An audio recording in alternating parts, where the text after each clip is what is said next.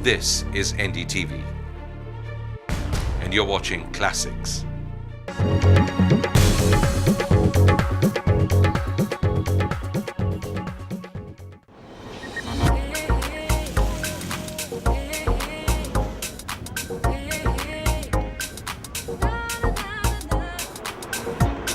The world-famous Copacabana shoreline in tourist paradise Rio De Janeiro. We reached there a Sunday afternoon to find the cariotes or locals and the tourists doing what is best done here, chilling out on the beachside sands and in the waters, soaking in every bit of the sun and fun. The flight connectivity is probably the biggest hindrance in promoting tourism mutually between India and Brazil. We, for example, spent almost 44 hours traveling from Delhi to Rio de Janeiro, but that did not prevent us from coming on immediately to this very enticing beach. The only problem, I'm probably the only one out on this beach wearing too many clothes. That, of course, only for professional reasons. Informal is the way to dress here, and you can take inspiration from people all around, either walking or jogging or biking. Bikes can be hired. You can avail of beach services like chairs, sunshades, take a dip in the Atlantic Ocean, or even take a shower on the beach. If no activity is what you choose to do, you can simply sit back and gaze at the crystal blue sea, the curves and views that this marvelous city offers.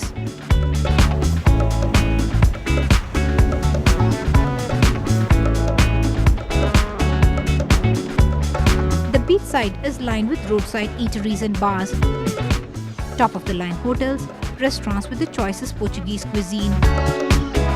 There's a readiness to break into music and song, an atmosphere of contagious joyfulness that we are told reaches a peak during the New Year and the Carnival.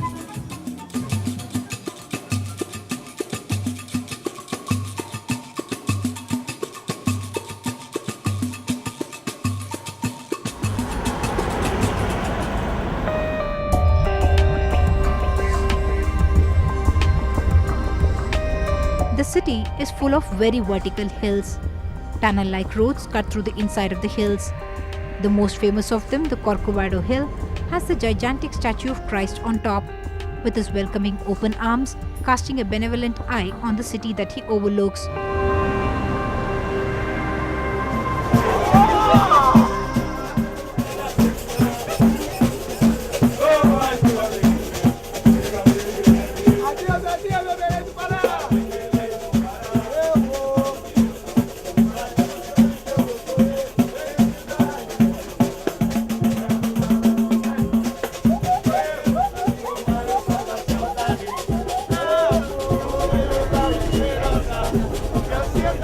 We took the 710-meter ride up on a train through the forest of the Tijuca National Park.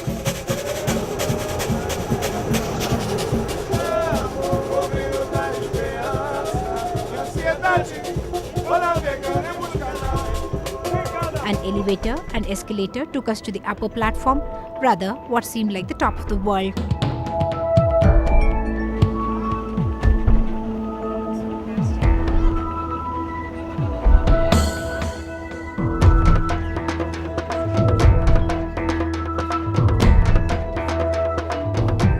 "30 meters high with a 28-meter arm span, this is considered the largest statue in the world."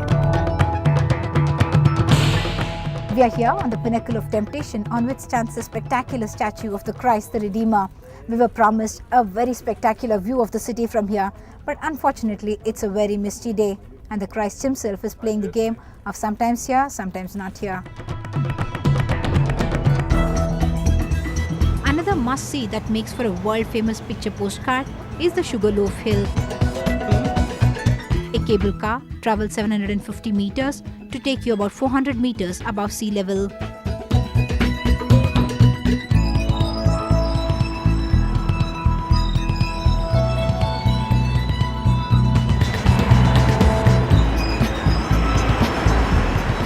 The real magic of the by-night seductive and by-day cosmopolitan Rio came alive for me walking into a neighborhood.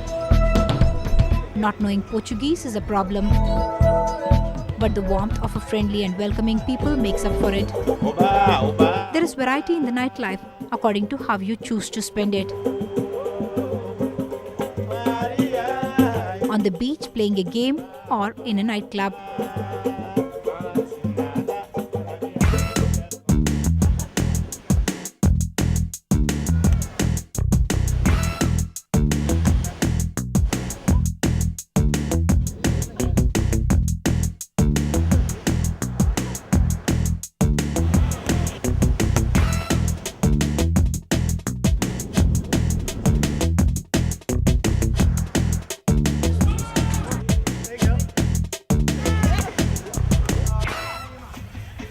Brazilians love to play footsie with the ball. In every neighborhood, you'll find people having a passionate ball with the game. India is keen to import some of that from Brazil.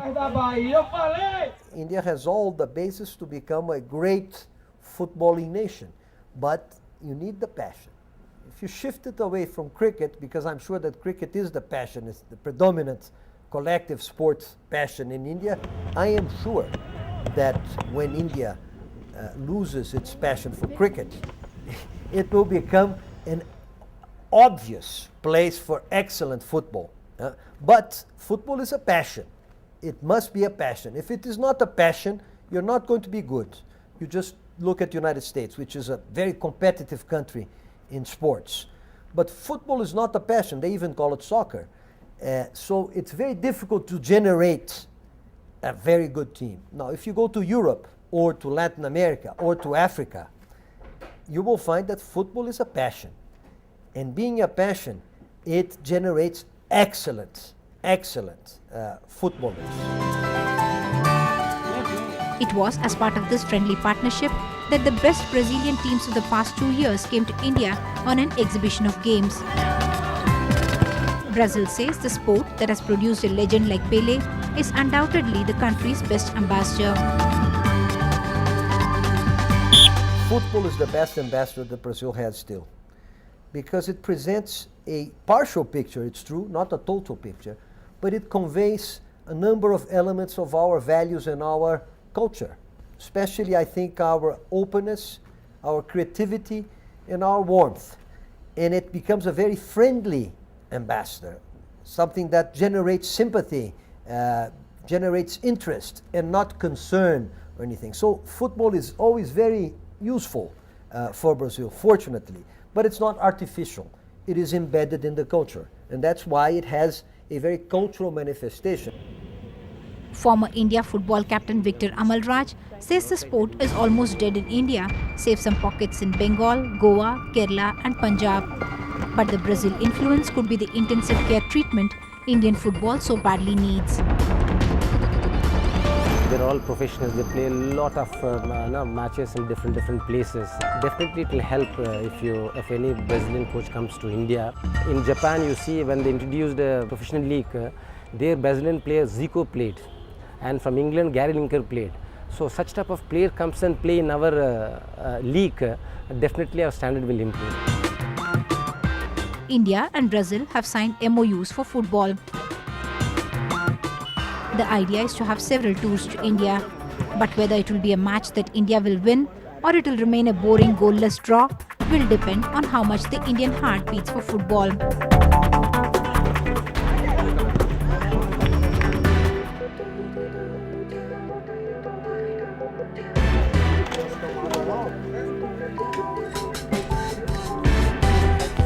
If football is one national passion in Brazil, the other is television soaps.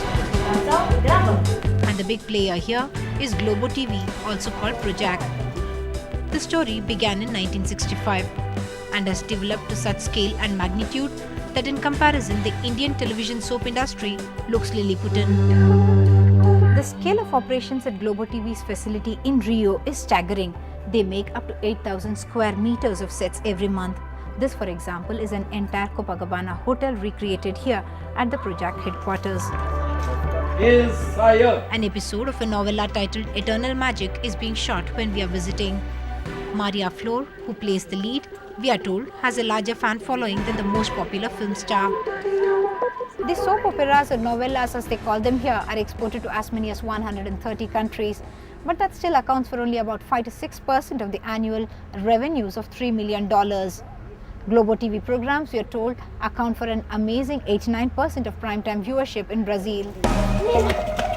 Each novella, however successful, runs for no more than 200 episodes. One author writes the plot, and the entire country, cutting across age and class lines, writes in to keep the characters alive. E eu sou desses atores que faz parte desse grupo que chega até vocês aí. É prazer ser ator no Brasil, sim, com certeza. É trabalho de muita luta, a gente tem que decorar muito texto, gravar muitas cenas todo dia para poder entrar diariamente na casa das pessoas. É ao mesmo tempo muito gratificante também, porque você aprende bastante na profissão. Indian businessman Madhusudan, who has been living in Brazil for the last 5 years, finds Brazilians fascinated by Indian cinema. They really love them. And those Pride and Prejudice, or there was one more,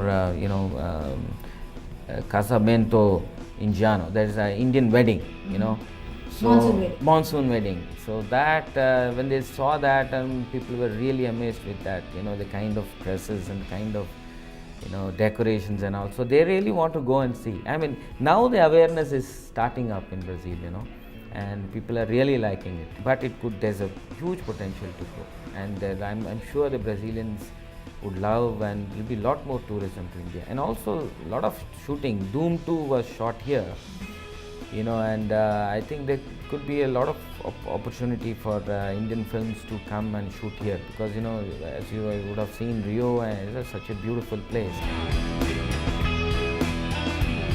For all those tired of hunting for shooting locales in Holland, Switzerland and Austria, this beautiful country could have a lot to offer.